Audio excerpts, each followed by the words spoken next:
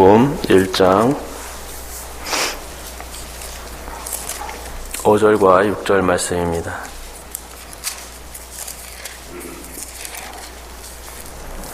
우리 함께 5절 말씀과 6절 말씀 읽도록 하겠습니다. 같이 읽습니다. 시작.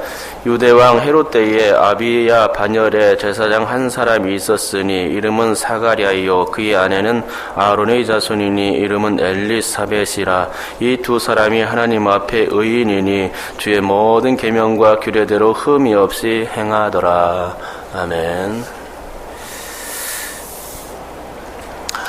고 한경직 목사님의 설교 예화에 보면 어떤 건축가가 한 이야기가 들어있습니다. 건축가 우리 한국에는 주택을 짓는데 중심이 없습니다. 서양 사람이 주택을 보면 그 주택에 중심이 있습니다. 파이어 플레이스라고 하여 불 피우는 데가 있는데 그것이 중심이 됩니다. 일본 사람이 집을 지을 때에는 노코노마라고 하는 그림 걸어 놓은 중심이 있는데 그것이 집의 중심입니다 라고 말했다는 겁니다. 그러면서 한경리 목사님은 한국 가정에 중심이 있어야 하는데 그것은 바로 가정재단이라고 설교한 바 있습니다.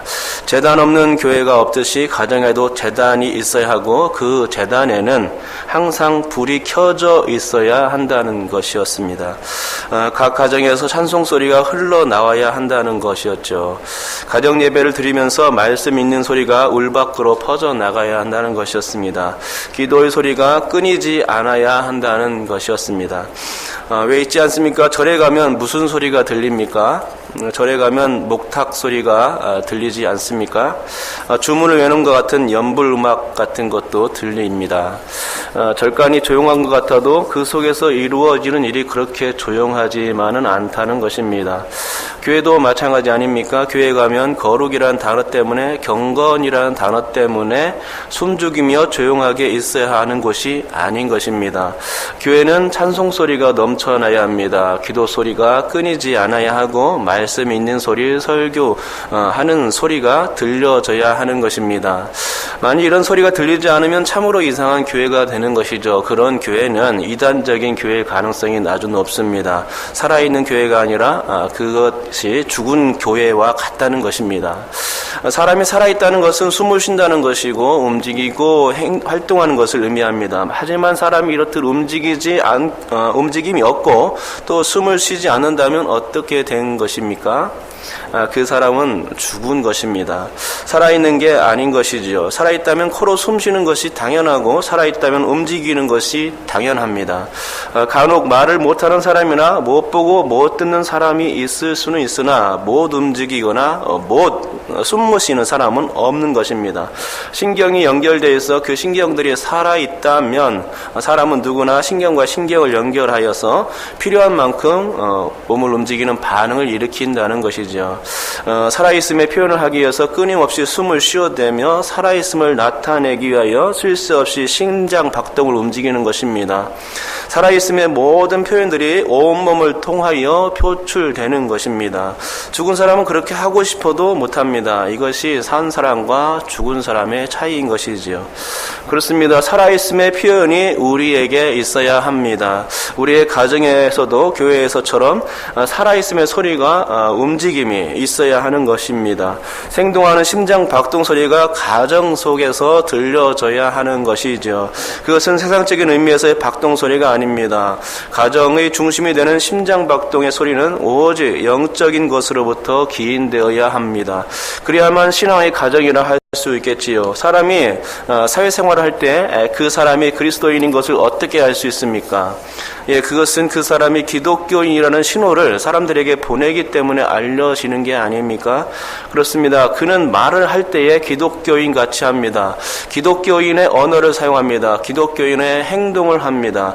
기독교인들이 가질 만한 생각들을 표출해냅니다. 예수님의 은혜를 입은 자에게서 기독교인의 모습이 나와야 하는 것은 당연한 이치입니다. 기도하는 모습이 그에게 보여져야 하고 복음을 전하는 모습이 그에게서 나타나져야 합니다. 사회생활, 직장생활 가운데 찬송은 부를 수 없을지라도 틈나는 대로 성경 읽는 모습은 보일 수 있습니다. 이게 그 사람이 기독교인임을 알 수 있게 하는 표지가 되는 것이죠. 하지만 이런 기독교인의 표지가 나타나지 않는다면 어떻습니까? 그 사람이 과연 기독교인임을 알 수 있을까요? 단언컨대 알 수가 없다는 것입니다. 기독교인임을 부끄러워하고 감추려 하는데 어찌 그 사람이 기독교인임을 알 수 있겠습니까? 술 마시고 담배 피고 세상 사람들이 다 하는 그런 모든 일을 따라서 그대로 똑같이 하는데 그런 사람 가운데서 기독교인의 의미는 없습니다. 죽은 신앙을 가진 사람이지요. 여러분, 오늘 우리는 사가랴와 엘리사벳을 살펴보고 있습니다. 이분들의 가정은 정말 살아있는 가정이었습니다. 무엇이 어떻게 살아있었을까요? 바로 신앙이 살아있었습니다. 6절을 보아할 수 있듯이 이 두 사람이 하나님 앞에 의인이었다고 말씀하고 있는 것입니다. 그들이 의인이라 불릴 수 있었던 것은 다른 것이 아니었습니다. 그들은 주의 계명과 규례를 사랑하고 지키는 자들이었기 때문입니다. 흠이 없다는 것은 죄가 없는 것이 아니라 말씀 안에 거했음을 의미하는 것입니다. 비록 둘 사이에는 자식이 없었지만 그들 두 사람은 행복했습니다. 왜냐하면 그 가정에 하나님께서 중심이 되어 주셨기 때문입니다. 두 사람은 하나님을 너무나 사랑했습니다. 그래서 하나님을 가정의 중심으로 삼았던 것이지요. 하나님을 중심으로 삼는다는 것은 가정의 말씀이 끊이지 않게 하는 것입니다. 유대인들은 하나님에 대한 의무를 늘 잊지 않으려고 성서의 말씀을 적어 넣은 말씀 상자를 만듭니다. 그것을 테필린이라고 하지요. 그들은 이 테필린, 이 말씀 상자를 이마에 붙이거나 또 손목에도 감아놓고 기도합니다. 또 문설주에도 이와 같은 말씀 상자를 붙여두는데 매주자라고 합니다. 이 매주자 안에도 역시 신명기의 말씀이 기록되어 있고 문을 출입할 때마다 말씀을 사랑한다는 의미에서 손으로 만지거나 키스를 하게 됩니다. 유대인들의 가정에서 하나님의 말씀에 대한 각별한 사랑을 볼 수 있는 것입니다. 그런데 사가랴와 엘리사벳 부부가 그랬다는 것입니다. 하나님의 말씀이 그들 가정의 중심이 되어 있었던 것이죠. 여러분, 사가랴의 가정은 구약과 신약의 중간기에 위치합니다. 중간기는 약 400년 동안의 기간인데 우리가 중세를 암흑기라고 일컫듯이 중간기 시대는 한마디로 암흑기였습니다. 그러면 왜 중간기가 암흑기입니까? 그것은 그때는 하나님의 말씀의 계시가 사라진 시대였기 때문입니다. 선지자가 활동하지 않은 시기입니다. 그것을 증명해 주는 것이 바로 성경 아닙니까? 성경은 구약과 신약의 합본인데 구약과 신약 간에는 중간기의 말씀이 없고 그 기간이 약 400년인 것입니다. 하나님의 말씀이 없는 시기이다 보니 영적 진보는 없는 시대였고 하나님의 말씀이 없다 보니 소망이 없는 영적 침체기였다고 말씀드릴 수가 있을 것입니다.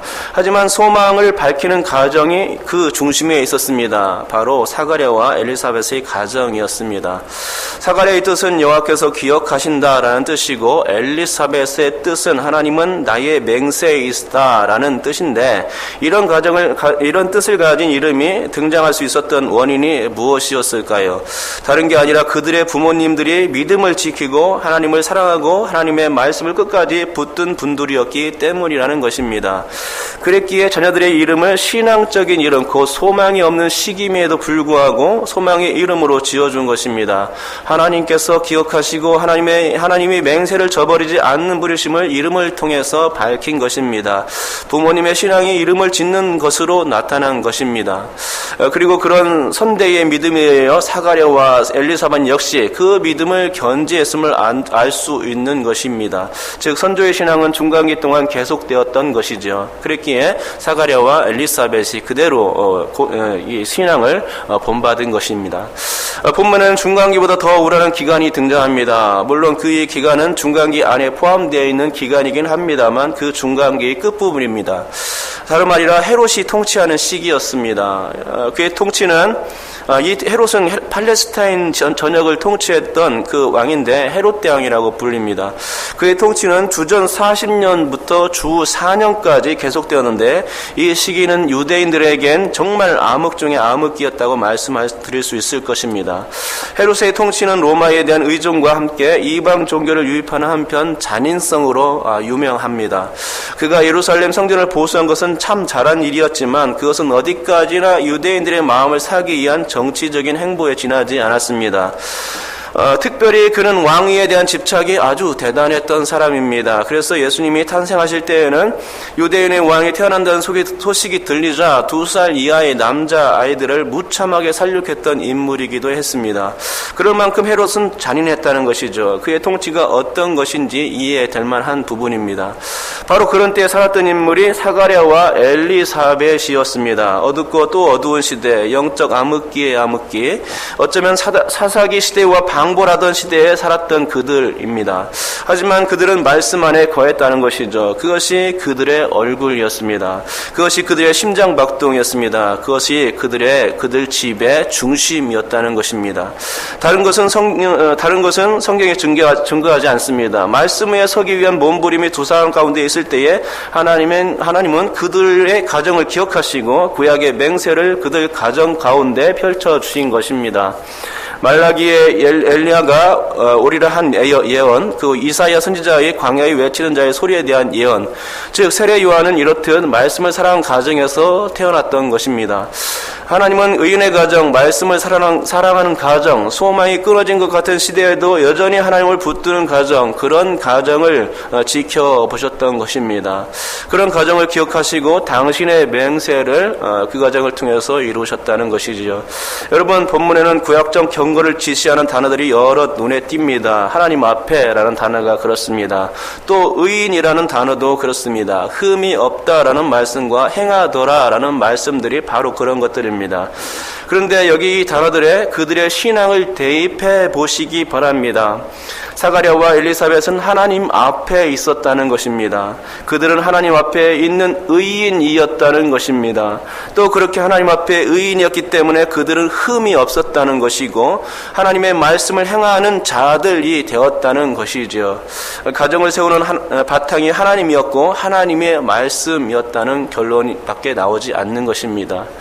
여러분, 우리의 가정이 이래야 합니다. 하나님을 사랑하는 모습이 가정 가운데 나타나야 합니다. 예수님을 사랑하는 소리가 가정을 울려야 합니다. 하나님의 말씀이 살아있는 생생하게 들려지는 곳이 가정이어야 합니다. 그런 가정이 살아있는 가정이죠. 예수님의 소리, 말씀의 소리가 들리지 않으면 그 가정은 죽어있는 가정입니다. 그런 가정은 세상의 중심이 아닙니다. 말씀이 살아있는 가정이 세상의 중심이죠. 그런 가정을 통해서 하나님이 기억하시고 당신의 맹세를 이루실 것입니다.